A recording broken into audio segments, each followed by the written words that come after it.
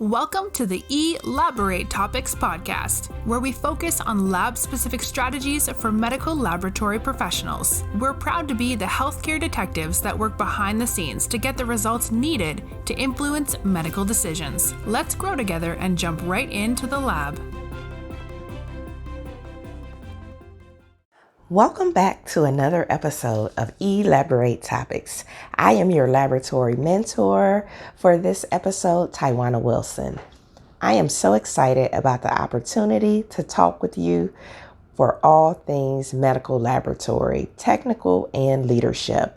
For those of you tuning in for the first time, Elaborate Topics is a weekly podcast where myself and my co-hosts, Lona Small and Stephanie Whitehead, will be bringing you topics related to laboratory and leadership to help you excel inside and outside of the laboratory.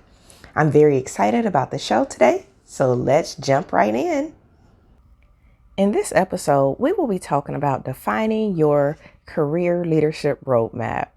As Oprah Winfrey said, the challenge of life I have found is to build a resume that doesn't simply tell a story about what you want to be, but it's about a story about who you want to be. And defining your leadership roadmap is critical to your success.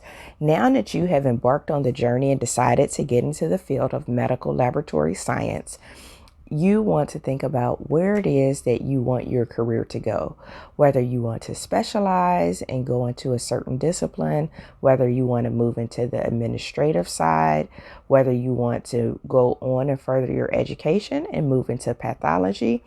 Whatever it is you decide, you have to have a plan and be clear and have a focused attack to be able to get there. There are 4 key steps when defining your leadership roadmap.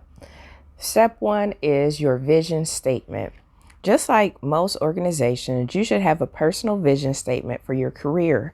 Your vision statement should be a brief statement that declares your ultimate career goal, what it takes to accomplish it, and your core values.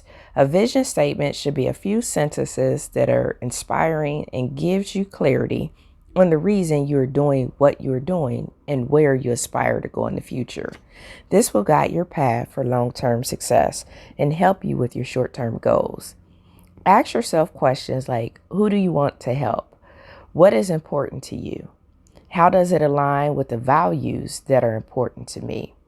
You can then begin to develop a personal vision statement, such as, my career goal is to become a laboratory director. I am passionate about being an advocate and representing the lab at the hospital level. The second step is your career decision. When you think about your actual career decision, think about where it is that you want to take your career. What do you want to be doing? Here are some questions to ponder as you think about making that final career decision. Are the decisions I'm making today positioning me for where I want to be in 6 months from now or even 5 years from now? Do I have the educational requirements that are needed? Does this include obtaining the required degrees or certification, licensure, or continuing education credits? Do I have the desirable work experience or equivalent volunteer experience already, or do I need to get it? Is this career the right fit for my personality and skill set? In this, you also have to think about your purpose. What are you called to do? What are you passionate about doing?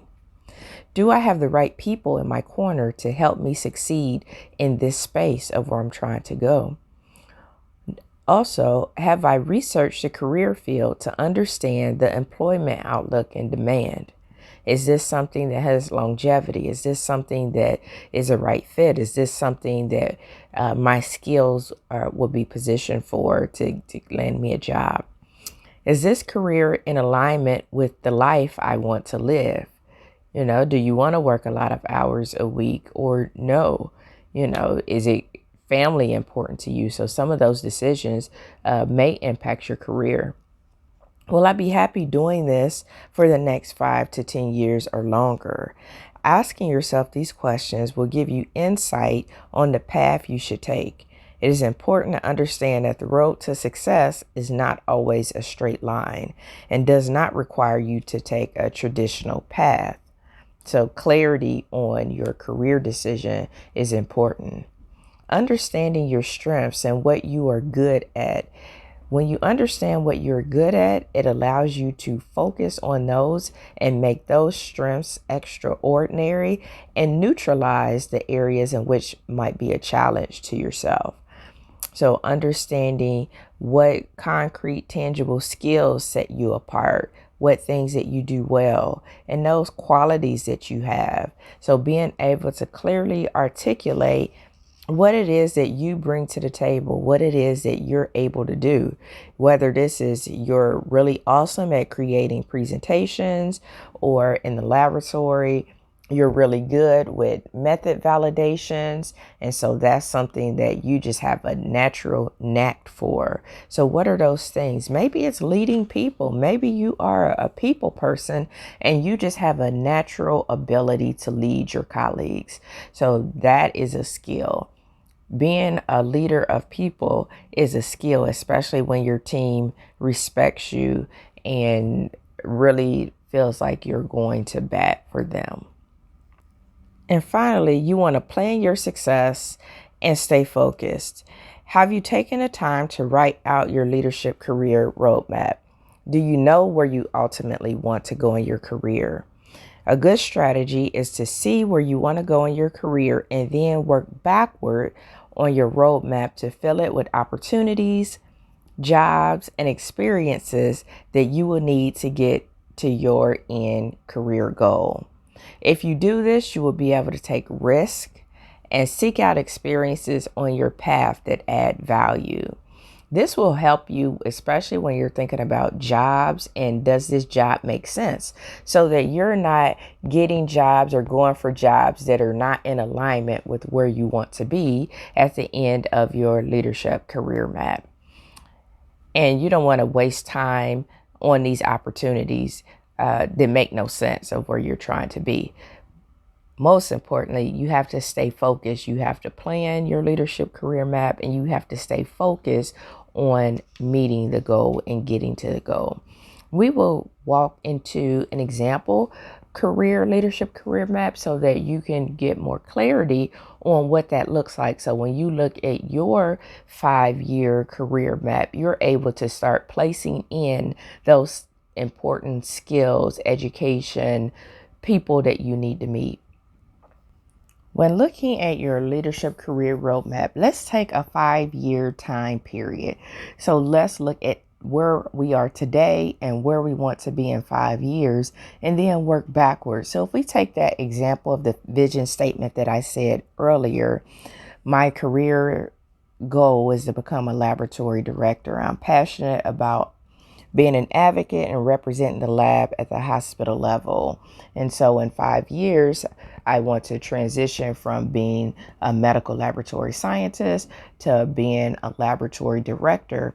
I need to figure out what it is that I need, what skills I need, what education I need, what work experience I need that's going to position me for a position of being a laboratory director.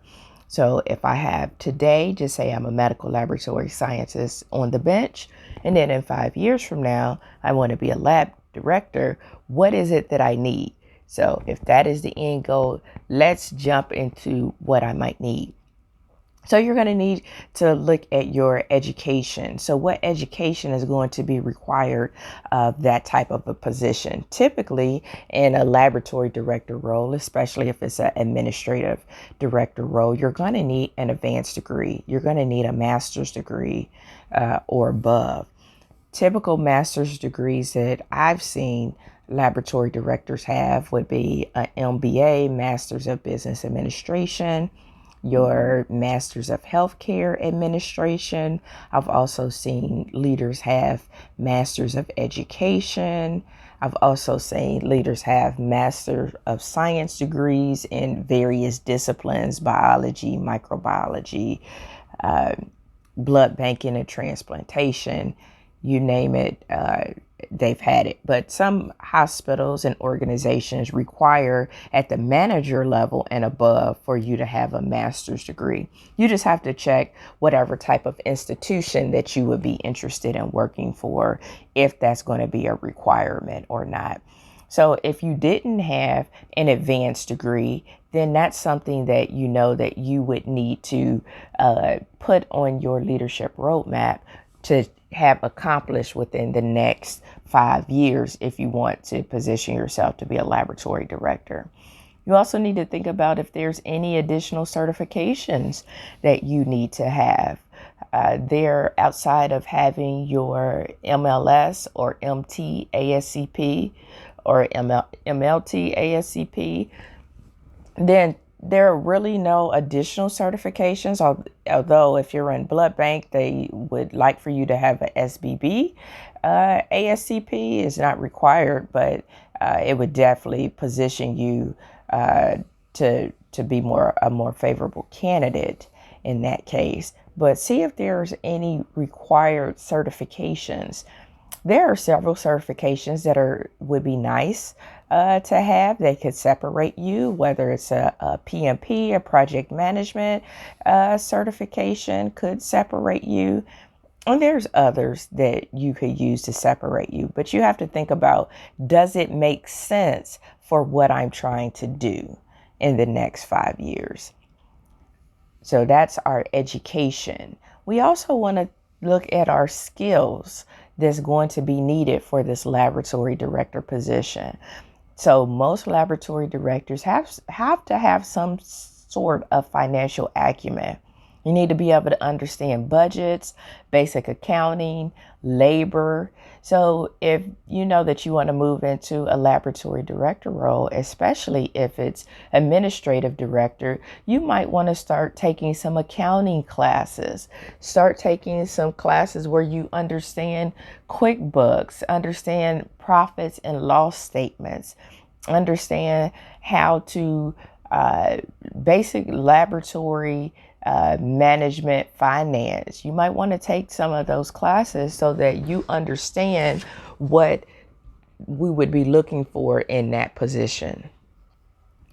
Another skill, it could be advanced experience with office programs such as Excel, PowerPoint, Microsoft Word, and email. Those are things that laboratory directors use on a regular basis. And so if you know you don't have the skills in those areas, whether it be Excel, whether it be PowerPoint, now put yourself in a position where you're able to start learning those skills now. Here's the thing. You want to be able to learn as much as you can now before you actually get into that role. And then when you get into that role, then it makes your transition a lot easier versus having to learn all of these things on the fly. And that's what makes it so challenging for leaders today, is that they had not taken the time to look at this leadership career roadmap and get those skills and education and things that they will need to be successful in the role in advance. Some people do get the degree, but outside of that, some of these tangible skills that you're going to deal with often might go overlooked. Develop emotional intelligence. Be aware of yourself. So self and situational awareness, being aware of those things so that you have an awareness and understanding, know how you get, especially when emotions run high, a decision is made that you maybe don't agree with. Be aware and cognizant of your reactions to it. So develop that emotional intelligence. When you are a leader of people, that being able to have emotional intelligence with your team is going to be critical. So take the time now over the next 5 years, if that's our goal, to be a laboratory director, and getting better with your emotional intelligence. And the only way you get better is that you practice. Practice, practice, practice. You remember the old saying, practice makes perfect? Well, if you practice enough, then it starts to become second nature.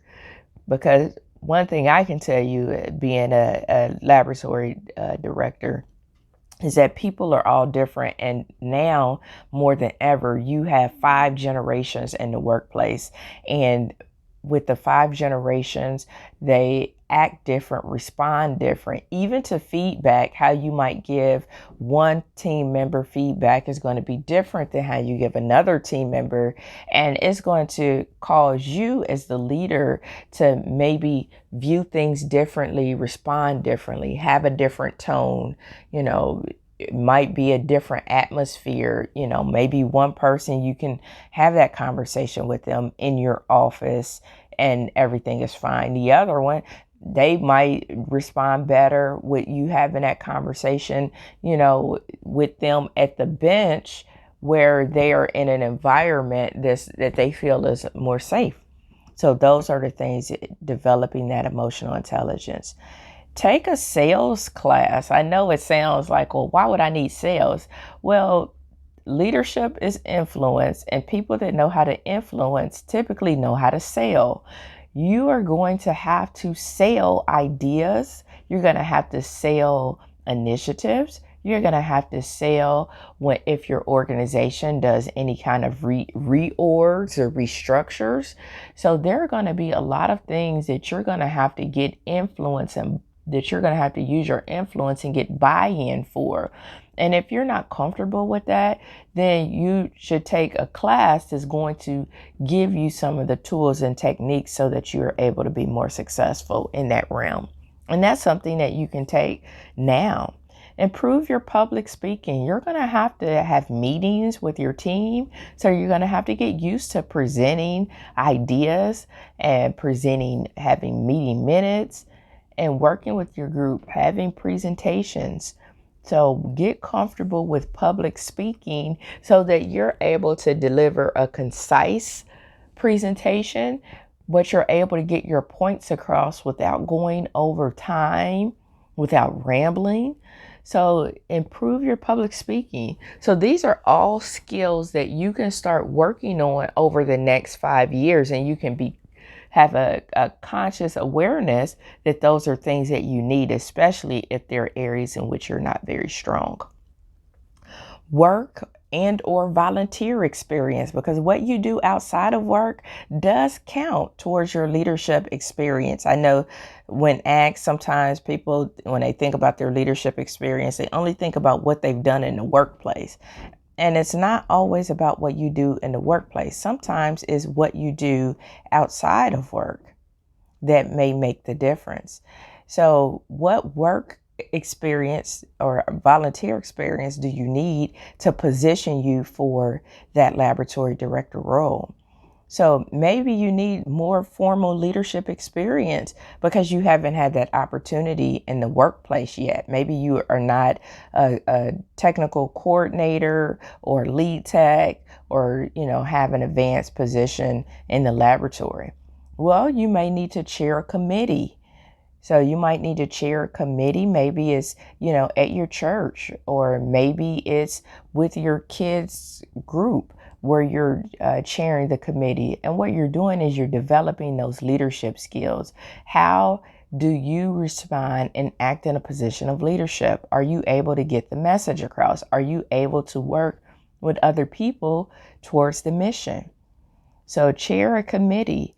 Seek inclusion on a not-for-profit board. Not-for-profits are always looking for talent. They're always looking for people to help move their mission forward. They're looking for people to volunteer their time. And so that's a great opportunity. I don't know if you have a United Way in your area or YW or YMCA, either one, YWCA or YMCA. Maybe you have a Boys and Girls Club in your area. Maybe you have a Red Cross in your area. But these organizations are always looking for people such as yourself to be able to work with them, and whether it's deliver presentations about their mission, whether it's pass out information at a booth that they might be having. So that's an opportunity for you to seek some additional experience. Continue to strengthen your lab skills. So working in different areas of the lab, and even for different employers, could be something that you need on your leadership path. So depending on your employer, maybe you don't have a lot of opportunity to move in different disciplines, depending on how big your organization is. That's a decision that you have to make. I'm not saying you need to leave your employer, but what I'm saying is if your goal is to be a laboratory director and you're not able to get the necessary skills in your current employer, and I'm not just talking about you need to be a lead tech or move up to a supervisor. You need to be able to work on some of the projects that happens in the laboratory, work on cross-functional teams. You need to be able to work on safety projects if that's in alignment with where you want to go. The quality and continuing education. Are you able to help with your CAP surveys or your AABB surveys? Are you able to help with those? Are you able to get your crosswalks together? Are you able to do mock inspections in the laboratory? Are you able to work in a different department where you can gain some additional skills? So those are things you have to look at of where you are now. Is there a ceiling for you to be able to gain additional skills? I was a risk taker early in my career, and I have worked for different employers. And I will say, if I hadn't, and this was just me, if I hadn't worked for different employers, I probably wouldn't be where I am today and comfortable in the space that I am in today, being a technical director with multiple sites. And it's because I've been able to see a lot of different things in the laboratory. I've been able to see standardization across multiple sites. I've been able to see department or hospital reorganizations. I've been able to see implementation of new equipment. I've been through several inspections, but I wouldn't have had the opportunity if I would have stayed with my very first employer. And so you have to make that decision for yourself on what makes sense. And you participate in leadership development programs. So our agencies, ASCP, ASCLS, CLMA, they all offer some sort of leadership development or continuing education. But don't be afraid to go to places like your Chamber of Commerce. They typically offer leadership development programs. Some of the local universities offer leadership development programs as well. So you might have to invest in that program. And that's one thing, as you're looking at where you are and where you want to be, you're going to have to make an investment, whether that's an investment of your time, of an investment of your personal financial resources. It is going to cost you. So you have to ask yourself the question of what is your dream worth to you? So, you need to get clear about what your dream is worth to you and what you're willing to invest to get there. So that participating in those leadership development programs is critical because it allows you to learn some of those skills that you might not have learned in your formal education. Some of the nonprofits have leadership development programs. They have board development programs. So look into those and see if it's in alignment with where you want to be, because that might be something that you need to participate in over the next 5 years. Also think about people that you need to know. These are people that you may not necessarily know now, but who do you need to know and meet to have as your personal board of directors? So do you need at least, probably should have at least 3 diverse mentors. So these diverse mentors are people that have diversity and experience from you, diverse background, education. So, when I think about the people that I need, that I would need to be successful with in a laboratory director role, I definitely want to have somebody that has an HR background, because you're going to be dealing with people. You're going to need HR, and you're going to need to understand whether it's from recruiting talent, whether it's from retaining the talent that you currently have, or unfortunately, if you have to do any kind of corrective action, you want to be able to have some insight. You want to be able to, especially if you're new, you want to be able to have some guidance. So have a resource that's able to help you maneuver down that road. So, an HR professional on your personal board of directors. You also want to have a mentor that's 1 to 2 levels above where you are, that are where you want to be. So having those mentors who have that experience. So it might be somebody that's already in a laboratory director role, that's able to give you insight into the role, how it's changed, what they feel they needed, what they feel they still need, so that you're able to then put on your leadership roadmap what skills, what experiences, what people that you need to meet.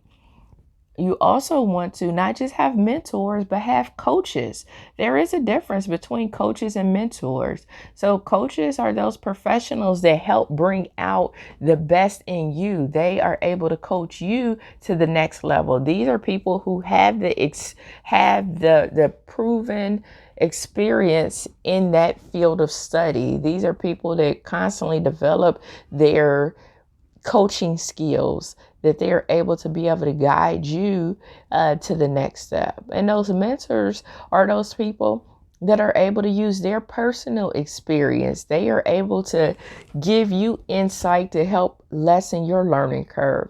Mentors often provide access, so getting you into rooms that you might not ordinarily be able to get in, introducing you to people that you might not be able to meet ordinarily. So you need both.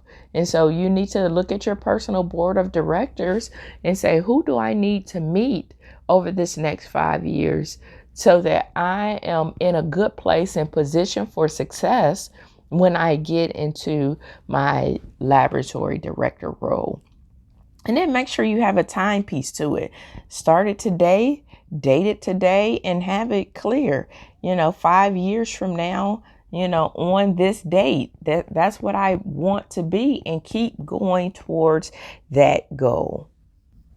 And as you work towards your goal, there are going to be many distractions that come. There are going to be many things that come along your way, career opportunities. There are going to be many things that come on your path that may or may not be in alignment with where you want to go. So you have to stay focused, laser focused on your leadership journey. And so here's some things to think about or leave you with is in regard to focus. Focus on those things that inspire you to take action towards your goal, your 5-year plan. Focus on your purpose. Focus on those things that make you great. Focus on being present in the moment. Focus on your own life and career versus what someone else is doing or somebody else's path. Everything that glitters is not gold. Focus on your personal development. Focus on making your dreams come true. Focus on your plan and work it. And focus on the now. So even though you're looking at where you want to be in 5 years, think about those things that you need to do now. Those people you need to meet now. Those work or volunteer experiences that you need to have now. And most importantly, take action. In closing, today's podcast was all about defining your leadership roadmap. Remember those 4 key steps to getting started: your vision statement, your career decision, know your strengths, and be able to plan your success. And most importantly, stay focused. Thank you for tuning in and checking out this episode of Elaborate Topics with your laboratory mentor, Tywauna Wilson. If you want to stay connected with me, you can follow me on LinkedIn at Tywauna Wilson, or you can follow me on Facebook or Instagram at Coach T Wilson, CoachTeewilson. If you like what you heard today and want to listen to previous shows, subscribe at directimpactbroadcasting.com or your favorite podcast platform. You can send us an email at elaboratetopics, all one word, at directimpactbroadcasting.com to learn more about the topics of this show or future shows and to be a guest on the show. You can also go to the Direct Impact Broadcasting website, go up under the contact link, and submit to be a guest on this show.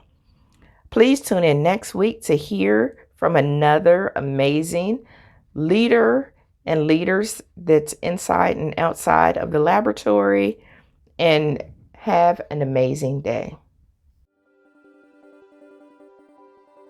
Thank you for tuning in to another episode of Elaborate Topics, where your hosts discussed relevant strategies for laboratory professionals. Please subscribe to this podcast on your favorite podcast platform and listen to us on directimpactbroadcasting.com. Stay tuned for another episode with information you can use to excel in your laboratory career.